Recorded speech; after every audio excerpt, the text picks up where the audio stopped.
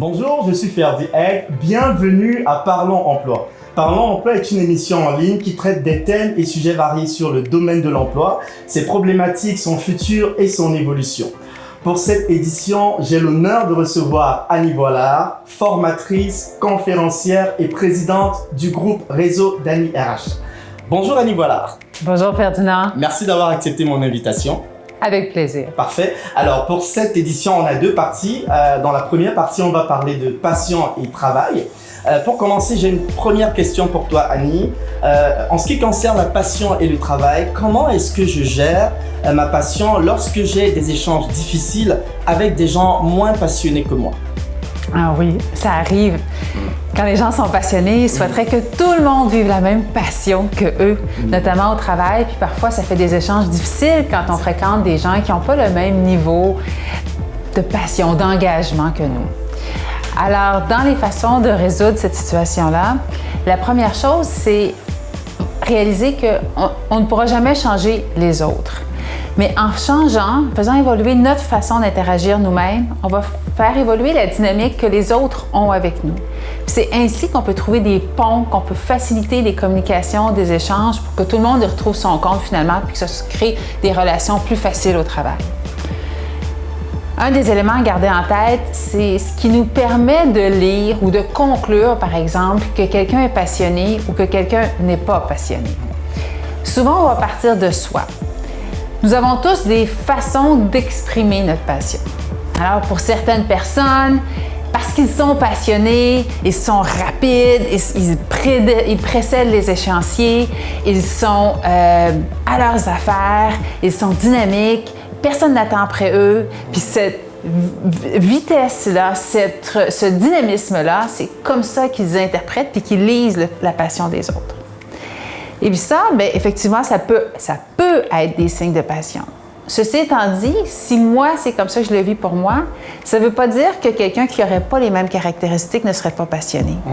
Je dois faire attention pour ne pas utiliser mon miroir, ma façon d'interpréter mes lunettes pour conclure, parfois prématurément, que les autres pourraient ne pas être passionnés ou engagés comme moi. On garde à l'esprit qu'il y a des gens qui, par exemple, qui vont dire « Moi, parce que je suis engagé, puis parce que je suis passionné, quand je remets un document, il est toujours bien fait. Je suis structurée, je suis organisée, je livre les éléments parce que je m'organise, parce que je planifie, j'arrive à rencontrer mes échéanciers. Puis moi, je ne tourne pas les coins ronds. Puis quand je fais quelque chose, je le fais de façon spécifique. Alors, vous voyez, cette personne-là va interpréter ses caractéristiques comme étant les caractéristiques d'engagement. Alors, c'est tout aussi louable que quelqu'un qui serait dynamique. Tout comme quelqu'un, par exemple, qui interpréterait autrement la notion d'engagement ou de dynamisme.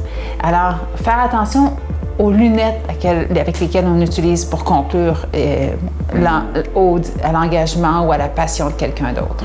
Ça dépend vraiment beaucoup plus des types de personnalités, des profils de personnes, parce que la façon dont moi, je me positionne en tant que quelqu'un de passionné, ce n'est pas forcément de cette manière qu'une autre personne va se positionner. Est-ce que tu ne penses pas aussi, Annie, que l'environnement peut venir comme impacter ma passion? Je prends un exemple. Je suis quelqu'un naturellement passionné par ce que je fais. J'adore ma job. J'adore par exemple le recrutement, mais il s'avère que je suis dans un environnement toxique. Je suis dans un environnement où les choses marchent pas bien. Je travaille peut-être avec un manager qui est très micromanagement et moi ça m'arrange pas. Je suis peut-être dans un environnement où l'esprit d'équipe que j'aime. Est-ce que l'environnement ne peut pas venir ternir mon engagement et me faire apparaître comme quelqu'un de pas passionné?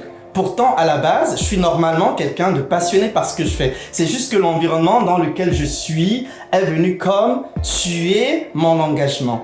Qu'est-ce que tu penses par rapport à ça? Alors ça, c'est des situations concrètes qui se produisent pour vrai. Et à nouveau, comme on le disait tantôt, que ce soit par différentes façons d'interpréter ou de manifester son engagement ou en lien avec son environnement.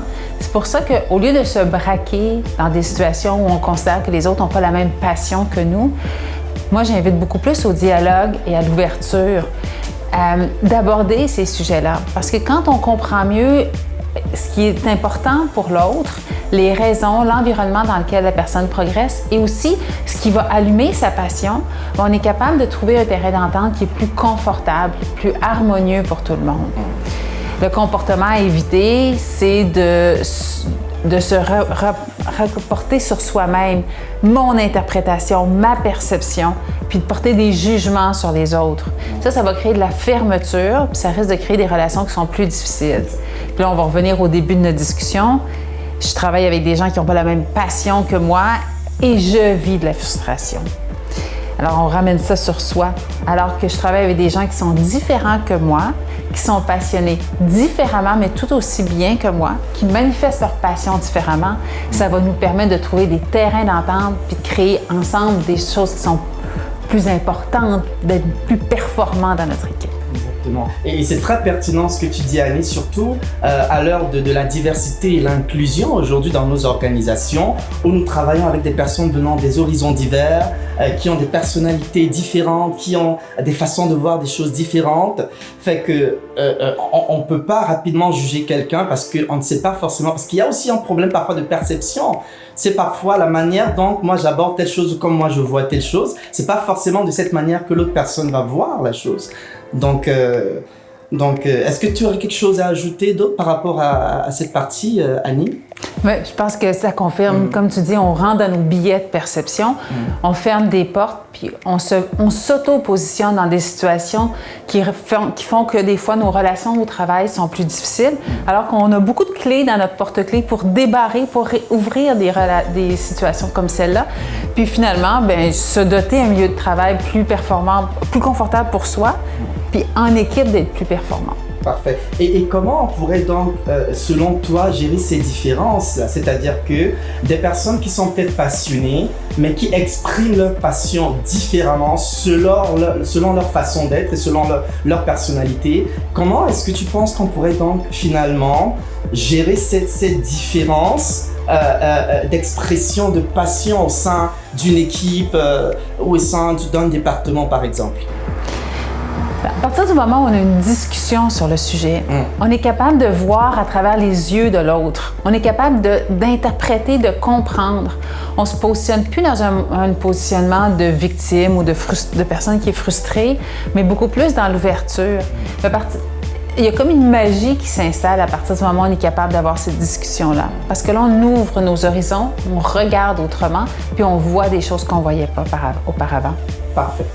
Juste pour rappeler, Annie, tu es la présidente du groupe Réseau d'Annie RH. Est-ce que tu peux nous parler un tout petit peu de ça?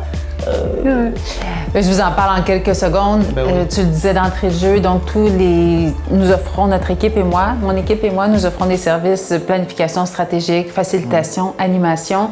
On accompagne beaucoup d'équipes qui vivent des enjeux relationnels. C'est pour ça que je vous partage aujourd'hui un truc qui est souvent très performant pour les équipes qui vivent des écueils.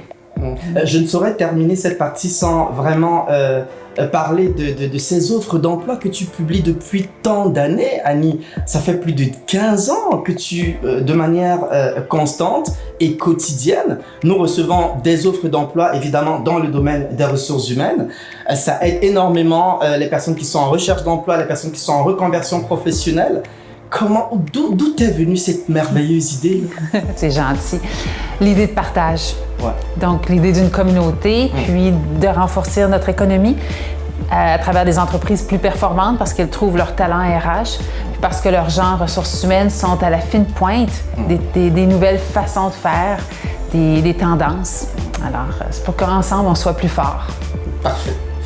Ben voilà, on est arrivé à la fin de cette première édition. On va revenir avec une deuxième partie où on parlera d'un autre sous-thème.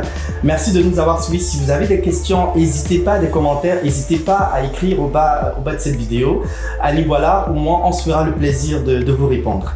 Merci Annie. Merci Ferdinand. Merci à vous. Un plaisir. Merci à vous. Ciao, ciao. Bye.